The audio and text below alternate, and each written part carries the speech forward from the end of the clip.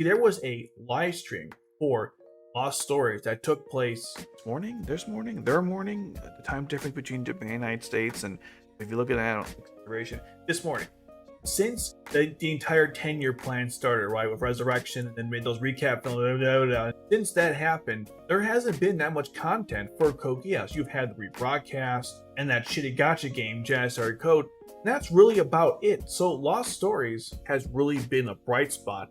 And the funny part is, it wasn't even part of the 10-year plan. It just kind of happened to come out during that time because it was originally delayed and then it finally got out this year, but technically it wasn't really part of the 10-year plan as far as I know. What was the announcement that we got from the Lost Stories livestream? Well, they are going to have now in the game Knights of the Round. So we're talking the rank 4 selections. We're going to have Anya, Allstream, the Knight of 6, with her Nightmare Frame, the Mordred. We are then going to have Gino, the Knight of 3, with the Tristan, and Bismarck, Malsey, the Knight of 1 with the Galahad. Again, those are the rank 4s. The rank 3s are going to be Monica Krasevsky, the Knight of 12, with her Nightmare Frame, the Florence, Luciano Bradley, the Knight of 10, with his Nightmare Frame, the Percival, Nanette Energram, the Knight of 9, with her Nightmare Frame, the Lancelot Club, and finally, the Knight of 4, Dorothea Ernst, with her Nightmare Frame, the Palamedes. When I first watched this, I had two immediate reactions. As you guys know, I have discussed ad nauseum at this point how the Knights of the Round were completely ruined in R2. If you think about it, only Gino, Suzaku, and Anya had lots of episodes. Bradley and Bismarck might have had 3 or 4, potentially 5, and even then, wasn't really much with them. Then, of course, Naded and Monica might have had 3 to 4 as well. And Dorothea had only 1 episode. That episode, she died. What a great way to use a character. Now, in the films, Dorothea got 1 additional scene, but she doesn't turn around, so that was kind of pointless. And Nada got a couple extra scenes as well. She's even in Resurrection. Although at that point, she's with the Glinda Knights, but still. Things were so bad that if you actually wanted to learn more about the Knights of the Round, you'd have to read Oz the Reflection. And that even includes seeing the Nightmare Frames for Monica, Nadit, and Dorothea. Let me explain why you couldn't even see the Nightmare Frame for Monica during the battle on turn 22. You see, her Nightmare Frame, the Florence, was based on the Alexanders, which were Nightmare Frames that were invented by Anna Clement, which were used by the W0 unit. Now, Akito the Exile takes place chronologically between R1 and R2. That explains how Britannia got the resources from the Alexanders to create the Florence. However, Akito the Exile came out in 2012. R2 ended in 2008, which means that you could not show the Nightmare Frame for Monica because it didn't actually exist. That was the state of things in Code Geass at the time. So what's awesome, we can actually use the Knights of the Round with their Nightmare Frames and help introduce these characters to a wider audience, because a lot of people forgot about Dorothea, Monica, and Nada, which makes sense because they weren't major characters within the original anime. At least Nada got some extra time in Lost Colors, even in the movies, and Monica seems to kind of be somewhat relevant to people, but Dorothea is a completely unknown quantity at this point. So that's what I really like about this. And they made them all rank 3s, which is going to be so much easier to summon, when compared to Gino, Bismarck, and Anya, which is great for me because, no offense to Gino, Bismarck, or Anya, I have no real interest in summoning them. I'm just happy that we can get the 3 main ladies who got completely shafted in R2. Now, the second awesome thing about this is it kind of confirms something we've been speculating on. Lost Story is going to have Nightmare Frames from the extended universe. So that means stuff like Akito the Exile, Oz the Reflection, Lucia the Resurrection, possibly Lancelot and Gurren as well. I don't know if that's also going to include stuff like Nightmare of Nulley. Probably not, though.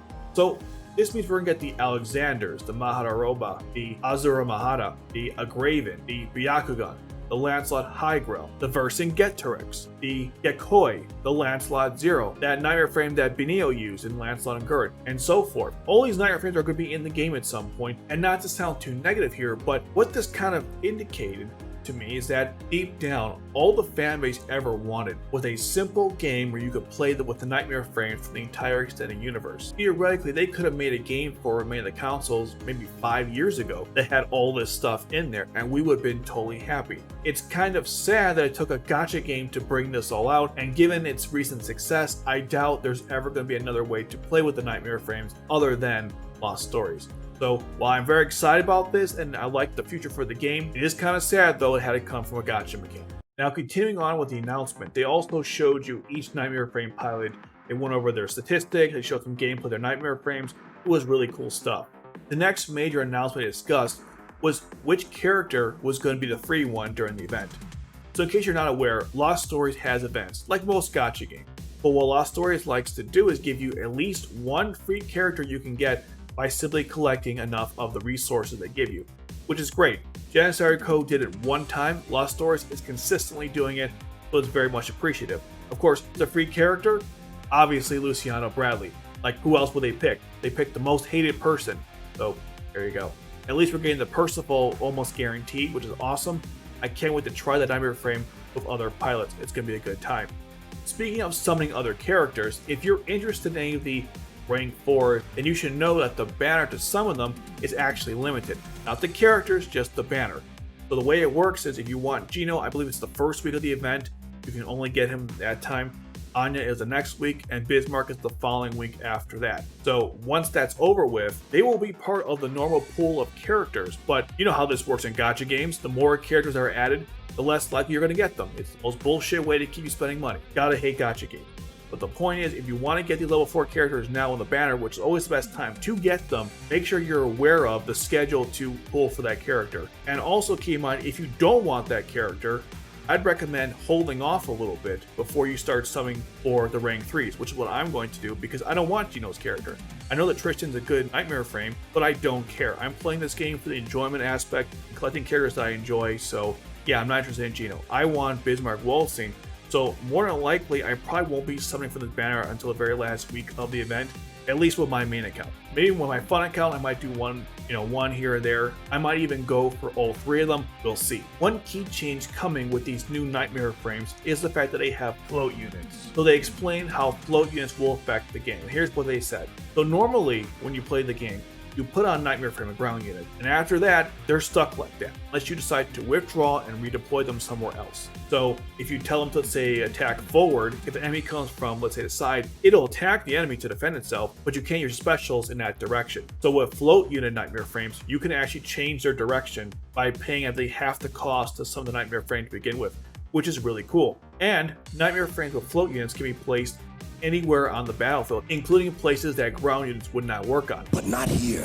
So that's going to add a whole new element of strategy going forward with the game, and I'm curious to see how they're going to incorporate maps, knowing that you have more options than usual. There was also an announcement about Arena mode, which is going to be the player versus player mode that the game promised. I'm not looking forward to it. It looks like another pay-to-win scenario where the people who put most money into the game are going to win. So if you don't plan on doing that, don't expect to do well in the event. You might get some wins here and there, and you might make a little money in the game, which is great, but you're not going to win this thing unless you pay a lot of money. Also, it's not really player versus player. What it is that you create a team, and the AI will determine if your team is better than the opponents through some kind of simulation. Kind of like Janissary Code. Then look forward to it, I guess. They also, of course, remind the audience to watch the rebroadcast of R2, and that's basically where it ended. Now, there's been speculation as to why they're doing this in the first place, because if you think about it, it doesn't make a whole lot of sense. They just finished stage 11. You would think the next possible Nightmare frames would be, Toto with the Gekas, maybe a rank 4 version of him, and rank 3 versions of the 4 Holy Swords. But instead, we're getting knights around like really early into R1, which doesn't make a whole lot of sense. So the main theory going on right now is that due to the increased competition of other gacha games, Lost Stories has to put out something really powerful to compete with them, which is why we're getting Knights around. Which, by the way, I think is great. I know some people might think, well, maybe they should wait a little bit on this, but honestly, if they need to compete right now, then this is definitely the right time to do it. They've already released the Glass Knights earlier than they came in the series, so it's not like they really care about keeping continuity going. They tell us that to, make us understand why the Gurren came late, but deep down, they could have had the Gurren day one, so it's a bunch of bullshit. There's nothing wrong with competition driving them to work harder, and I'm hoping that Janissary Code sees what Lost Stories is doing and try to improve their game as well, because I'll guarantee you this much: if Lost Stories continues to put out content that people actually want on a daily basis, then Geass Code is going to be screwed, because they haven't improved at all since the game came out, at least not significantly enough to compete with Lost Stories, and the numbers clearly don't lie.